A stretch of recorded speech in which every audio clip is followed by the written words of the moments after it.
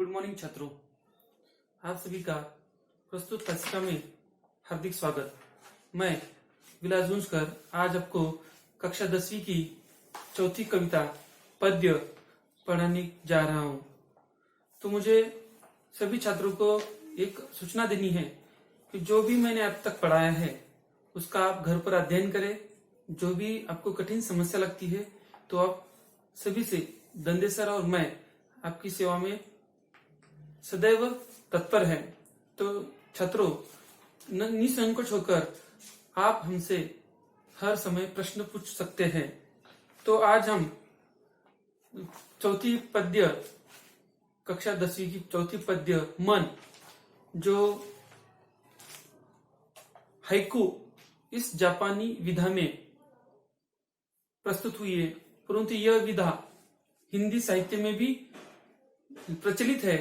Haiku यह एक Japan की प्रसिद्ध विधा है और इसी को हिंदी साहित्य में भी अच्छा स्थान मिला है। तो आज उस हाइकू पर जो हम विचार करेंगे, तो यह हाइकू यानी एक हिंदी साहित्य की एक ऐसी विधा है जिसमें तीन तीन छोटी छोटी पंक्तियां होती है, जिसका अर्थ सरल होता है, समझने में आसान होती है। तो इस हाइकू का भी जो जापान से आई है उसको हमने हिंदी में भी प्रचलित किया है। तो प्रस्तुत मन कविता के पद्य के लेखक विकास परिहार जी है, जो हिंदी साहित्य के अच्छे रचनाकार है, लेखक है।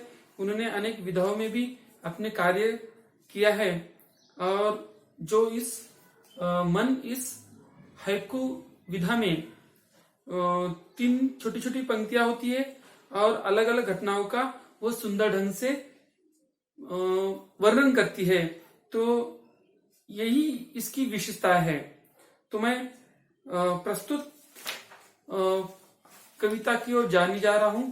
तो छात्रों को एक सूचना है कि वे यह प्रस्तुत कविता को ध्यान से सुने और कठिन शब्दार्थ, जो भी पंक्ति में आए हुए या पद्य में आए हुए जो भी कठिन शब्दार्थ है वह मैं पढ़ाते पढ़ाते आपको कहूंगा, तो आपको वह नोटबुक पर नोट करना है, लिखना है और उसका अर्थ भी लिखना है। तो इसलिए आपको यह पद्य आसानी से समझ में आएगी। तो चलिए आज हम शुरू करेंगे मन, यह हाइकू विधा। देखिए, घना अंधेरा चमकता प्रकाश और अधिक, घना अंधेरा चमकता प्रकाश और अधिक, करते जाओ पाने की मत सोचो जीवन सारा, जीवन नैया मझधार में डोले संभाले कौन, रंग बिरंगे रंग संग लेकर आया फागुन, कांटों के बीच खिलखिलाता फूल देता प्रेरणा, भीतरी कुंठा आंखों के द्वार से आई बहार।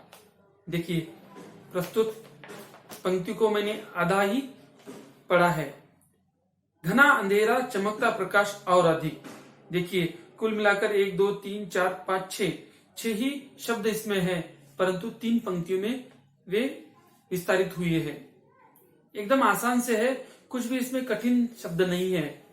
पहली 3 पंक्ति में क्या कहा है? घना अंधेरा चमकता प्रकाश और अधिक, करते जाओ पाने की मत सोचो जीवन सारा, जीवन नैया मझधार में डोले संभाले कौन, रंग बिरंगी रंग संग लेकर आया फागुन। फागुन यानी फाल्गुन महीना, जो मराठी महीने होते हैं उसमें फागुन का अर्थ फाल्गुन होता है। कांटों के बीच खिलखिलाता फूल देता प्रेरणा, भीतरी कुंठा, कुंठा यानी जो हमारे मन में जो किसी बात के लिए, किसी वस्तु के लिए, किसी अनेक विशेषताओं के लिए जो निराशा हुई है हमारी, हमें जो पाना है, चाहना है, वो हमें नहीं मिलता है, तो हमें क्या होती है? कुंठा होती है, घोर निराशा होती है। तो इसी को मद्देनजर रखते हुए मैंने जो अभी तक पढ़ा है, आई बहार, यहां तक इसका अर्थ मैं आपको अब बताऊंगा।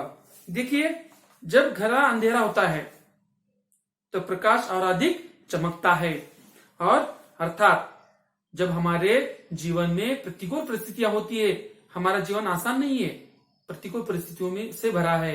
कभी चढ़ है तो कभी उतार, चढ़ उतार हमारे जीवन में, यानी सुख दुख हमेशा ही चलते रहते हैं।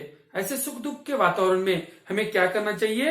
तो हमें एक, जैसे घना अंधेरों में जिस प्रकार प्रकाश गिरता है, उसी प्रकाश को लेकर, उसका उदाहरण लेकर हमें भी हमारे अंधकार जीवन में प्रकाश लाना है। ऐसा इस पहले हाइकू का अर्थ है। उन्होंने क्या अगले देख क्या कहा है? हमें पूरा जीवन काम करते रहना चाहिए। तो उन्होंने कहा करते जाओ, पानी की मत सोचो, जीवन सारा। यानी तुम हर समय मैं ये करूंगा तो मुझे ये मिलेगा, ऐसा मत सोचो।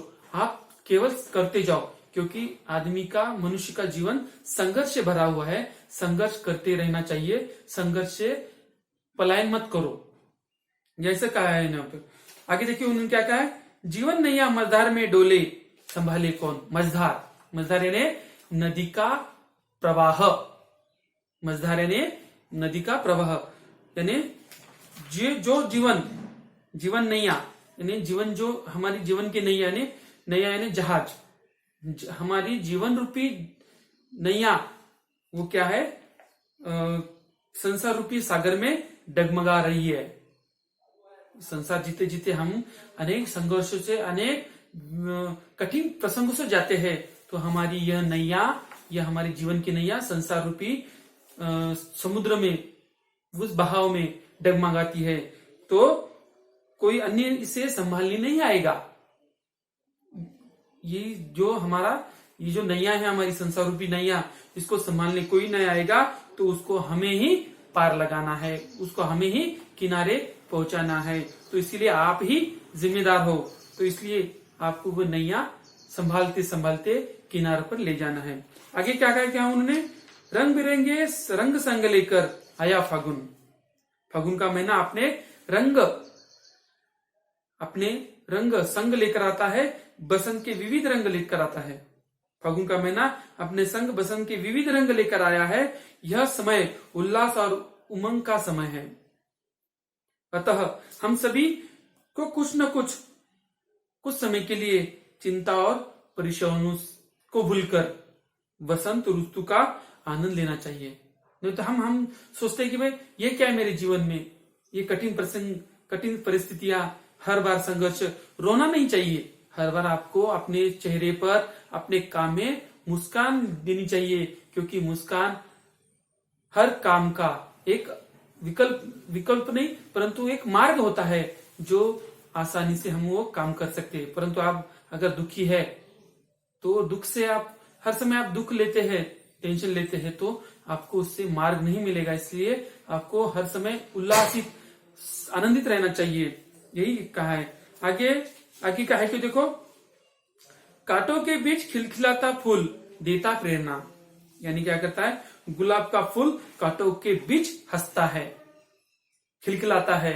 वह हमें हर पल प्रेरणा देता है कि परेशानियों से घबराए बिना हम अपना काम करते रहना चाहिए, ना रुके हुए। जिस प्रकार अनेक कांटों के बीच रंग बिरंगे वो सुवासिक गुलाब का फूल उमलता है, वो हंसता खिलता है। ऐसा किसी उदास नहीं रहता, उधड़ा उधड़ा नहीं रहता, क्योंकि उसको मालूम है जब मैं खिला हूं, 2 दिन के लिए खिला हूं, तो मुझे हंसना चाहिए, उदास नहीं रहना चाहिए। काटे हुए थे, क्या हुआ? ये तो काटे मेरे संग रहेंगे, परंतु मुझे खिलना है, मुझे खिलना है। आगे उन्होंने क्या कहा है? भीतरी कुंठा आंखों के द्वार से आई बहार। जब नेत्रों से अश्रु बहते हैं तो यह मानना चाहिए कि मन की कुंठा नयन रूपी द्वार से बाहर आई है, क्योंकि आपके अंदर बहुत बड़ा संघर्ष है। मुझे मालूम है आपके जीवन में बहुत बड़ा संघर्ष है, परंतु वो संघर्ष आप किसी काम में या किसी के ऊपर दुख न देकर, किसी को पीड़ा नहीं देकर, आपको वह कुंठा अपनी आंखों से बाहर लानी चाहिए। क्योंकि जब आपकी आंखें उस धारा को बहेंगे, आंसू आएंगे, तब वह सारी कठिनाइयां उससे बही जाएंगी और हर पल आपको नया महसूस होगा।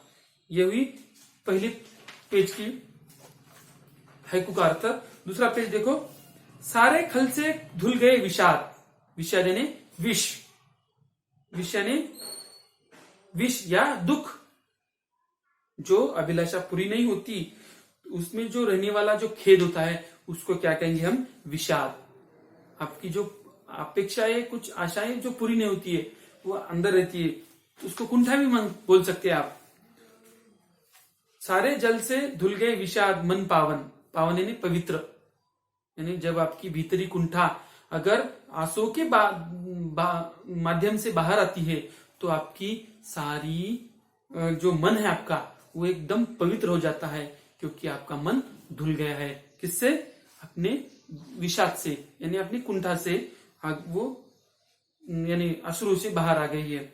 मृत्यु को जीना जीवन विष पीना है जिजीविषा। जिजीविषा यानी जीवन के प्रति आसक्ति, यानी जीवन के प्रति मोह, जीवन के प्रति लगाव, इसको जिजीविषा कहते हैं। मनुष्य को जीना जीवन विष पीना है जिजीविषा। मन की पीड़ा छाई बन बादल बरसी आंखें, चलती साथ पटरिया रेल की फिर भी मौन। चलती साथ पटरिया रेल की फिर भी मौन, सितारे छिपे बादलों की ओट में सुना आकाश। तुमने दिए जिन गीतों को स्वर हुए अमर, सागर में भी रहकर मछली प्यासी ही रही। देखो ये दूसरे पूरे हाइकू का मैं अर्थ बताऊंगा आपको। उन्होंने कहा कि जब नेत्रों से अश्रु बहते हैं तो यह समझ लेना चाहिए कि आंसुओं के खारे जल के साथ मन संपूर्ण विषाद जो पूरा मन का जो विषाद है, दुख है, वो सारा धुल गया है और आपका मन पावन हो गया है, पवित्र हो गया है। अगले हाइकू में उन्होंने कहा है कि प्रत्येक मनुष्य के जीवन में अनेक परेशानियां हैं, चिंताएं हैं और अप्रिय प्रसंग भी है। ऐसे जीवन रूपी संग्राम में डटे रहना हमारी जिजीविषाओं का प्रमाण है। अगले हाइकू में कहा है, जब आकाश में बादल बहुत घने होते हैं, जब आकाश में बादल बहुत घने होते हैं तभी वर्षा होती है, तभी बारिश होती है, तभी मूसलाधार वर्षा होती है।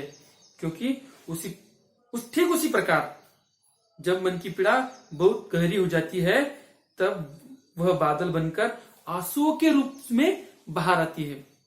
देखिए जिस प्रकार हमारे आकाश की ओर अगर बादल होते हैं, आपण मराठी सांगू त्याला, जेव्हा आभाळामध्ये जर आकाशामध्ये जर आभाळ आलं तेव्हाच पाणी येते। ठीक उसी प्रकार जब आकाश में घने बादल होते तभी वर्षा होती है।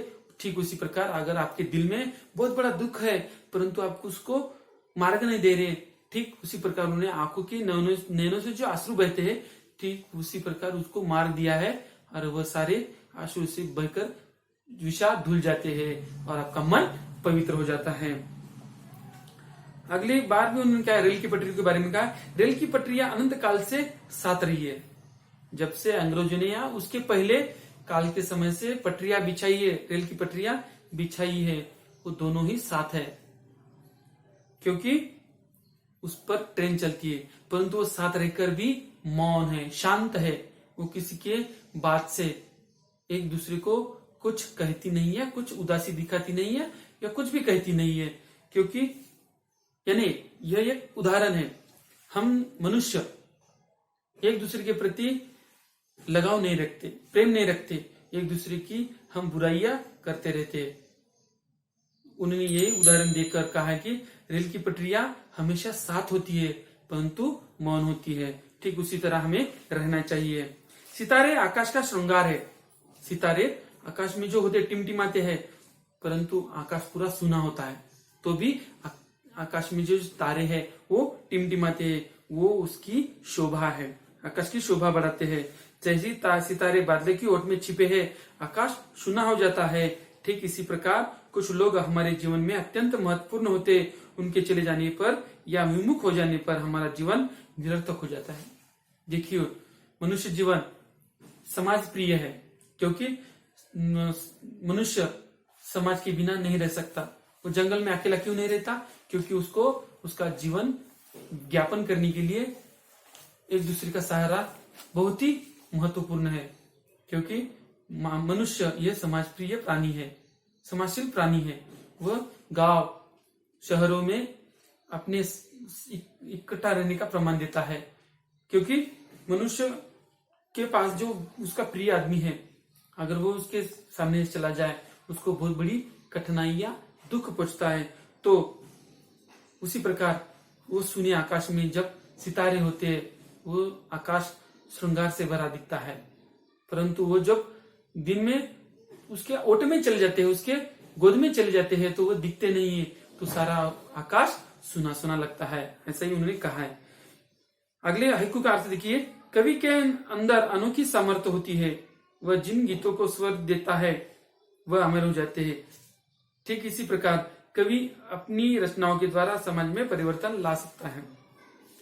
अगला उन्हें बहुत ही बढ़िया मार्मिकता का है कि जो सागर में अथाह जल राशि होती है, समुद्र में बहुत बड़ा पानी है, वो जहां इधर देखो उधर देखो पानी ही पानी दिखता है। जल राशि, जल यानी पानी, राशि यानी बहुत बड़ा पानी, पानी का समुद्र, परंतु वो खारा होता है।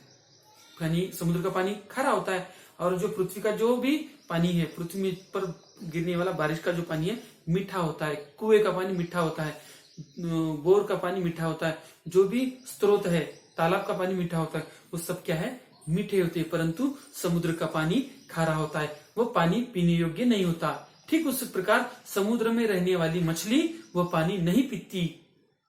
ठीक उसी प्रकार यही उदाहरण देकर विकास जी परिहार ने कहा है कि भाई जिसके पास धन है, संपत्ति है, वो उसके पास रहते उसके काम में नहीं आती। अगर वो गरीबों के लिए देता है, गरीबों के लिए दान करता है, या किसी समाज के लिए वो उसका धन उपयोग में लाता है, तो उस संपत्ति का, धन का अच्छा से अच्छा वह उपयोग कर सकता है। परंतु अगर वो उपयोग नहीं कर सकता है कि वह वही उदाहरण उस मछली का है, अगर वो समुद्र में रहकर पानी नहीं पी सकती है, ठीक उसी प्रकार लोगों के बीच अगर वह धनवान आदमी रहकर उस धन का उपयोग नहीं कर सकता, तो वह धन व्यर्थ है, निरुपयोगी है, उसको जंग लगने वाला है, उसको वह धन निरर्थक है।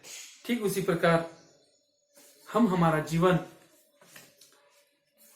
हमारा मन पवित्र रखें, क्योंकि यह हमारी कविता मन के ऊपर है। अगर हमारा मन पवित्र होता है तो हम हमारे समाज की हर एक कठिनाइयों को, हम हमारे मन की, हमारे शरीर की हर एक कठिनाई को हम दूर कर सकते हैं। यही मन अच्छा रखिए, दूसरे के प्रति हमारा मन अच्छा रखिए, क्योंकि दूसरे के प्रति हम मन अच्छा रखते हैं तो हमारे अंदर एक प्रेम की भावना होती है। वो हमारे माता पिता क्यों ना हो, समाज का कोई भी व्यक्ति क्यों ना हो, कोई भी क्यों ना हो, तो उसके प्रति हमारा अच्छा भाव ही हमारे जीवनी की एक उपलब्धि होगी।